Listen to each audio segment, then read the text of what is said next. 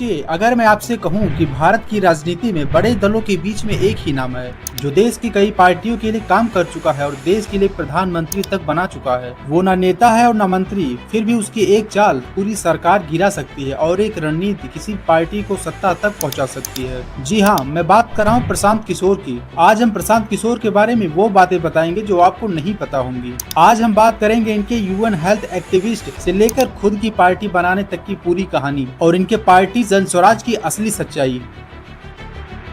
तो कहानी की शुरुआत होती है साल 2007 से। उस समय प्रशांत किशोर संयुक्त राष्ट्र में हेल्थ एक्टिविस्ट के तौर पर काम कर रहे थे। वे साल 2007 में भारत लौटे और कांग्रेस नेता राहुल गांधी से मिले। उन्होंने सोशल सेक्टर में काम करने का प्रस्ताव दिया, लेकिन फिर राहुल गांधी ने उन्हें अमेठी में केवल अस्पताल बनाने का ऑफर दिया। प्रशांत को यह काम बहुत छोटा लगा, उन्होंने आगे बढ़ने से मना कर दिया। साल 2010 में प्रशांत दोबारा यूएन ज्वाइन करके अफ्रीका चले गए। वहीं रहते हुए उन्होंने भारत के हेल्थ सेक्टर की स्टडी तैयार की और प्रधानमंत्री मनमोहन और गुजरात के मुख्यमंत्री नरेंद्र मोदी को भेजा। फिलहाल इस मुद्दे ने मोदी का ध्यान खींचा और मोदी ने इनसे संपर्क किया और बाद में इनको गुजरात बुला लिया। साल 2012 का चुनाव आया तो मोदी ने प्रशांत को जिम्मेदारी दी। प्रशांत ने पहली बार भारत की राजनीति में 3D होलोग्राम टेक्नोलॉजी उतार दी। इसकी मदद से मोदी एक ही समय में दर्जनों जगहों पर भाषण देने लगे। इसका परिणाम ये हुआ कि मोदी लगातार तीसरी बार मुख्यमंत्री बन गए। फिर आया साल 2014 का लोकसभा चुनाव। प्रशांत किशोर ने मोदी के लिए चाय पर चर्चा का कैंपेन चलाया। उन्होंने मोदी की चाय वाला पृष्ठभूमि को ताकत बना दिया और गांव-गांव तक मोदी का भाषण पहुंचाने के लिए 400 से ज्यादा वीडियो बैंक चलाई गई। और इसका नतीजा सबके सामने है कि बीजेपी को ऐतिहासिक जीत मिली 2014 में।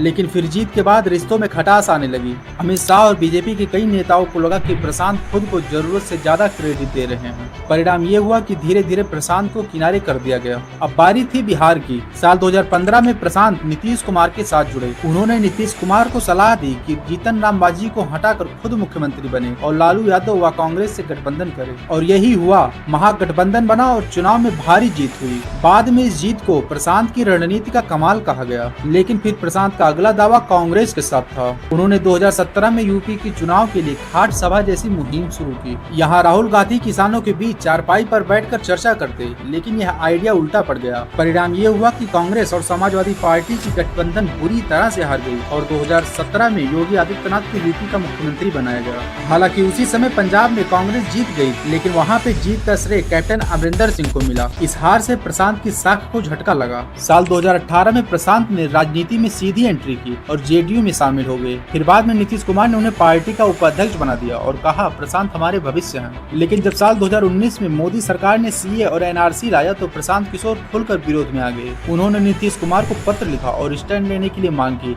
यही मतभेद बढ़ती गई और साल 2020 में जनवरी में प्रशांत किशोर को जेडीयू से निकाल दिया गया। फिर आया साल 2021, प्रशांत किशोर का कैरियर भी। उन्होंने ममता बनर्जी की तृणमूल कांग्रेस का चुनाव प्रचार संभाला। वहीं बीजेपी बंगाल में पूरी दमखम से उतरी थी। लेकिन प्रशांत किशोर ने पहले ही दावा कर दिया था कि बंगाल में बीजेपी 100 सीट पार नहीं कर पाएगी। नतीजा ये हुआ कि बीजेपी 77 सीटों पर सिमट गई और ममता बनर्जी ने शानदार जीत दर्ज की। यह दावा प्रशांत किशोर के लिए मास्टर स्ट्रोक साबित हुआ। इसके बाद वे फिर से कांग्रेस से बातचीत करने लगे। उन्होंने कांग्रेस को रिवाइंड करने के लिए एक बड़ा ब्लूप्रिंट दिया। इसमें संगठनात्मक चुनाव, जमीनी कार्यकर्ताओं का महत्व और गांधी परिवार के करीबियों की मंडली समाप्त करने जैसी बातें शामिल थी। लेकिन कांग्रेस ने उन्हें फिर से फ्री हैंड देने से इनकार कर दिया। पार्टी चाहती थी कि वे सिर्फ एक एक्शन ग्रुप का हिस्सा बने। बाद में प्रशांत ने मना कर दिया और बातचीत यहीं पर खत्म हो गई। इस तरह 2 अक्टूबर 2022 को प्रशांत ने अपनी जन स्वराज यात्रा का ऐलान कर दिया, जिसमें वे 665 दिन तक पैदल चलकर बिहार के हजारों गाँव तक चले गए। इस वक्त प्रशांत अपनी यात्रा पर फोकस कर रहे थे।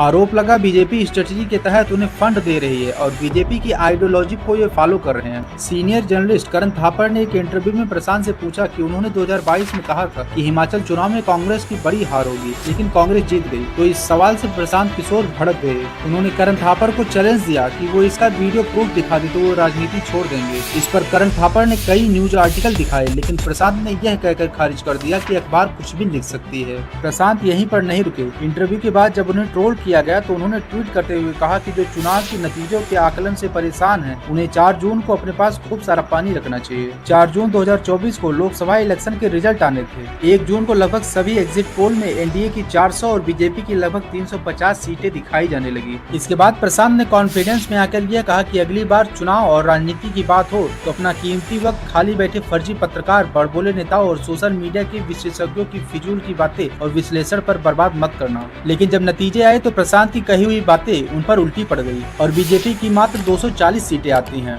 बाद में भाजपा को गठबंधन करके सरकार बनानी पड़ती है और कहां प्रशांत दावा कर रहे थे कि भाजपा की 2019 की 303 सीटों के बराबर आएगी या इससे ज्यादा आएगी। इधर बंगाल को भी लेकर प्रशांत की भविष्यवाणी गलत साबित हुई। बंगाल में बीजेपी नंबर 1 पार्टी तो नहीं बन पाई, उल्टी उसकी सीटें 2019 के मुकाबले घटकर केवल 12 लोकसभा सीटें रह गई। वहीं टीएमसी की 29 सीटें आई। इन नतीजों के बाद फिर से सवाल उठने लगे कि क्या प्रशांत किशोर से सच में जमीनी स्थिति को पढ़ने में कोई दिक्कत हुई या फिर वो बीजेपी का माहौल बनाने के लिए काम कर रहे हैं। फिर आया साल 2024। 2 अक्टूबर के दिन प्रशांत किशोर ने अपनी पार्टी लॉन्च कर दी, जिसका नाम रखा गया जन स्वराज पार्टी। लेकिन फिर इस पार्टी का बुरा दिन चालू हुआ जब 7 जुलाई 2025 को प्रशांत किशोर ने अपनी पार्टी जन स्वराज में यूट्यूबर मनीष कश्यप को शामिल करा लिया। प्रशांत ने मनीष कश्यप की खूब तारीफ की और कहा कि मनीष कश्यप बिहार के बेटे हैं, प्रशांत किशोर के जन स्वराज के झंडे में गांधी हैं। लेकिन अगर मैं आपको ये वीडियो दिखाऊं तो आप जान जाएंगे कि प्रशांत किशोर ने जिसको अपनी पार्टी में शामिल किया है वो कितना बड़ा गांधीवादी है। मौत पे जो है हम लोग गांधी के मौत पे हम लोग जश्न मनाते हैं। हम लोग वो डर खत्म, भारत का है। प्रशांत किशोर की पार्टी जन स्वराज मुस्लिमों से नफरत करने के खिलाफ है और भाईचारे में यकीन रखती है। लेकिन जिनको वो अपनी पार्टी में शामिल किए हैं, मतलब मनीष कश्यप की वीडियोस कुछ और कहते हैं।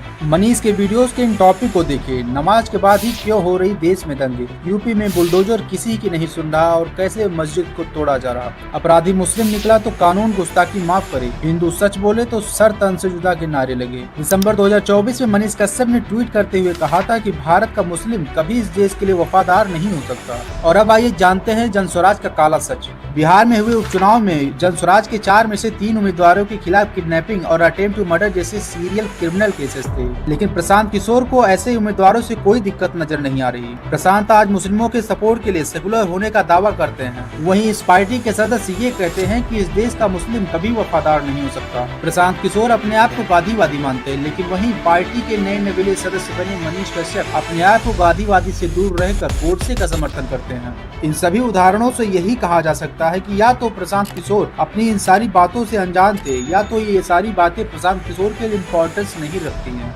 बहरहाल प्रशांत किशोर की स्टोरी यहीं पर समाप्त होती है। हमने उनके अचीवमेंट्स और उनके फेलियर को बड़ी ही निष्पक्षता के साथ दिखाने की कोशिश की।